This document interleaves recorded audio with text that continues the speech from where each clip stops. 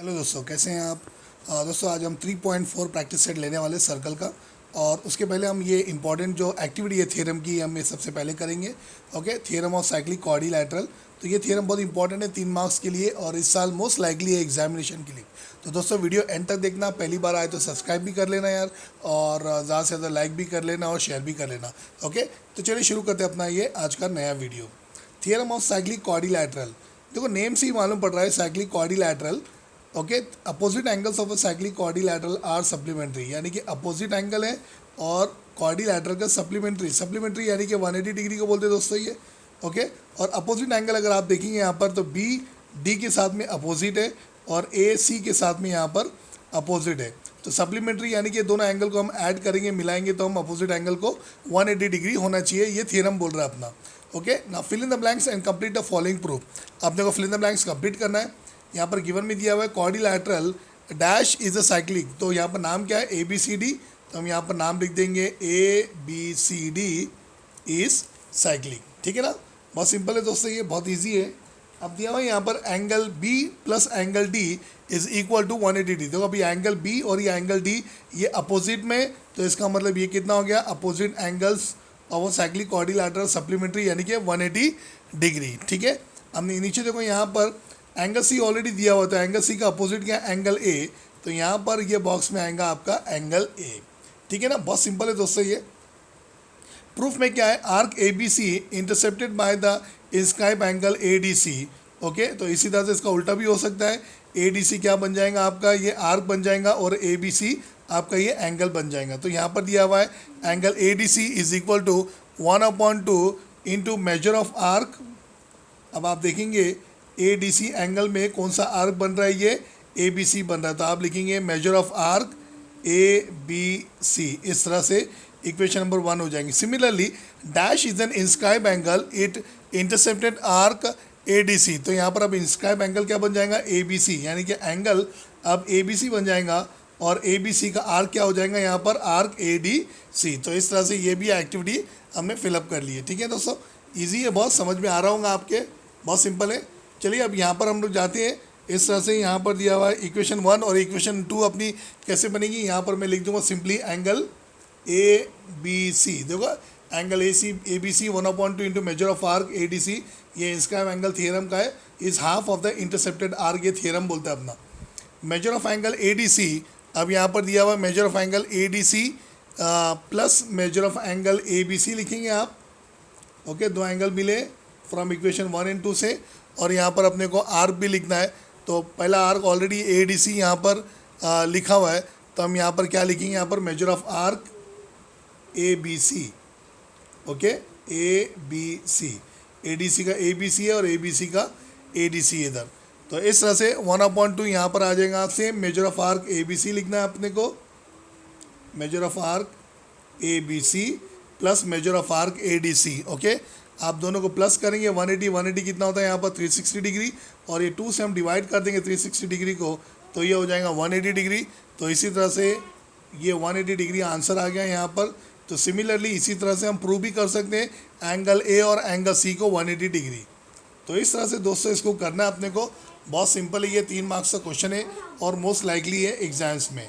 Okay दोस्तों, हम चलते हैं यहाँ पर प्रैक्टिस सेट 3.4 में।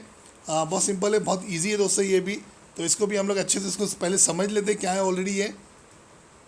इन the figure 3.56 in a circle with centre O, length of chord A B is equal to the radius, यानी कि ए बी क्या है, ये रेडियस के इक्वल है। Okay, find the measure of each of the following. तो angle A O B find करना है, फिर ए सी बी फाइंड करना है, फिर आर्क ए बी फाइंड करना है और arc A C B find करना है। तो 4 बीट है दोस्तों ये, अच्छे से हम इसको कवर करते हैं। ओके, तो बहुत सिंपल है दोस्तों, यहाँ पर हम शुरू करेंगे। सबसे पहले फर्स्ट बिट क्या है अपना, यहाँ पर है एंगल ए ओ बी। तो मैं यहाँ पर लिखूँगा एंगल ए ओ बी। देखिए टेक्स्ट बुक भी देखते रहिए आप लोग और अच्छे से आपको समझ में आएगा। ठीक है, स्क्रीन पे ले लेते अच्छे से बुक को। यहाँ पर क्या दिया हुआ है, सबसे पहले गिवन में मैं लिखूँगा यहाँ पर सेगमेंट ए बी। आप देख रहे हैं यहाँ पर ये जो सेगमेंट ए बी है ये रेडियस के इक्वल है, यानी कि ए बी क्या है, ये कॉर्ड है। ओके, तो आप यहाँ पर लिखेंगे segment A B is equal to radius, ये इंफॉर्मेशन गिवन है अपने में, तो यहाँ पर लिख देंगे हम लोग गिवन।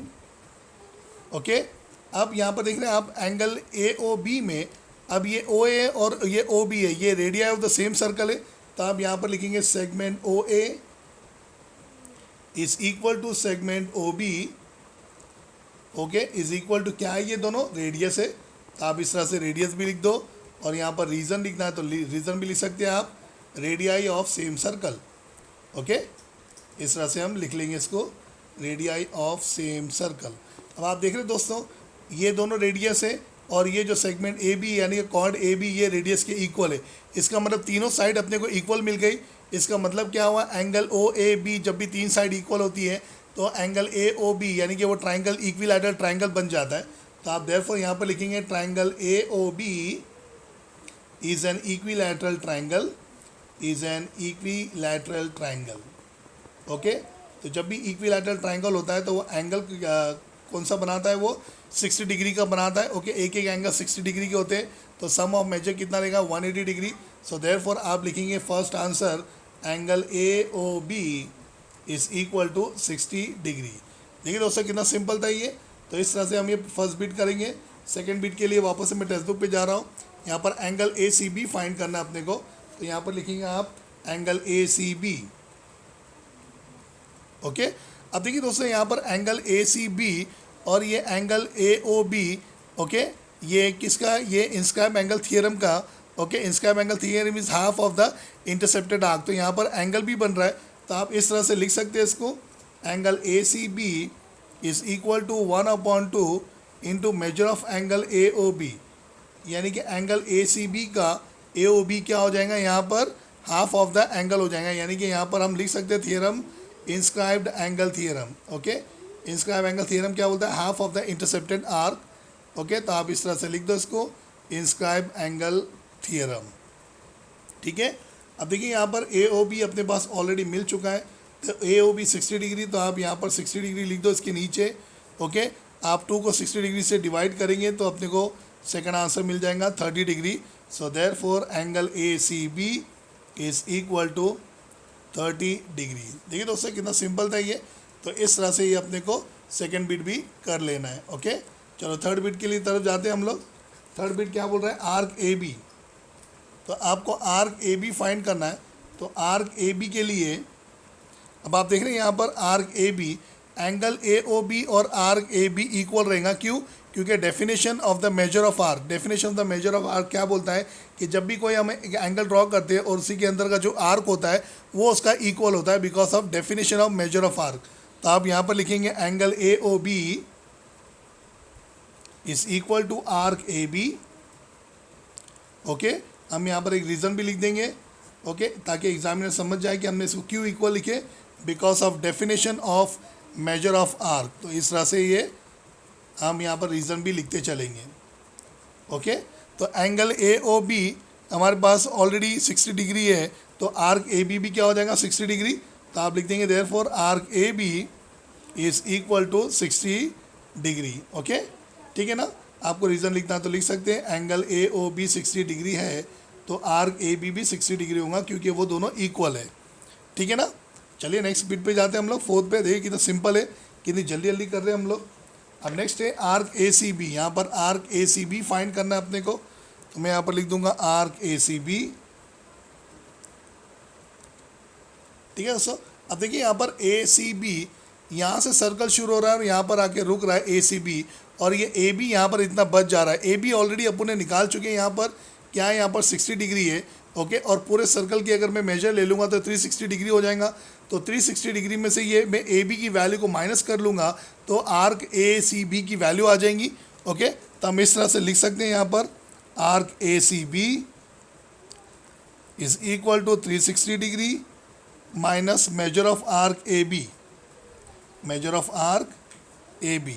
हम यहाँ पर रीज़न लिखना है तो लिख सकते हैं measure of a circle is 360 degree, या इस तरह से लिख सकते हैं आप measure of a circle is 360 degree. ठीक है ना, तो आर्क ए सी बी कैसे वैल्यू आएंगी, 360 डिग्री लिखेंगे आप। Measure of arc A B अपने पास 60 डिग्री है ऑलरेडी, तो आप लिख दो 60 डिग्री। सो 360 डिग्री में 60 डिग्री को माइनस कर दो तो ये आपका आंसर आ जाएगा 300 डिग्री। तो देखिए दोस्तों कितना सिंपल था ये चारों बीट बहुत ही ईजी तरीके से हमने इसको कर चुके हैं।